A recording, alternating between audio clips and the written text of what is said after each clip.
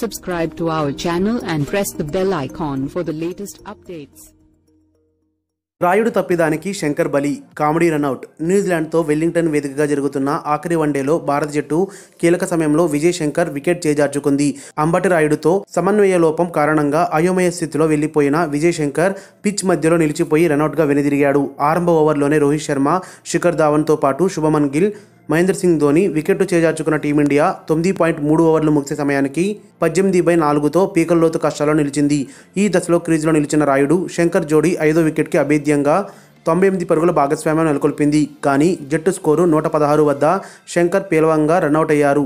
Innings 32వ over వేసిన Munro బౌలింగ్లో బంతిని షార్ట్ మిడ్ వికెట్ దిశగా తరలించిన విజయ్ శంకర్ క్రీజ్ వెలుపలికి వచ్చి నాన్ స్ట్రైక్ ఎండ్లోని రాయుడిని పరుగు కోసం పిలిచాడు. అయితే బంతి నేరుగా ఫీల్డర్ నిషమ్ చేతిలోకి వెళ్లడంతో పరుగుకి తొలుత నిరాకరించిన రాయుడు ఆ తర్వాత అనూహ్యంగా పరుగు అందుకున్నాడు. అయితే రాయుడు నో చెప్పడంతో వెనక్కి వెళ్లేందుకు సిద్ధమై పిచ్ మధ్యలోనే ఆగిపోయిన విజయ్ శంకర్ మళ్లీ రాయుడు పరుగు అందుకోవడంతో విజయ్ శంకర్ పరుగు తీశాడు. అప్పటికే బంతిని అందుకున్న నిషమ్ బౌలర్ మున్రోకి బంతినివ్వడంతో శంకర్ రనౌట్గా వెనుదిరగాల్సి వచ్చింది. మరిన్ని అప్డేట్స్ కోసం మన ఛానల్ని సబ్స్క్రైబ్ చేయండి.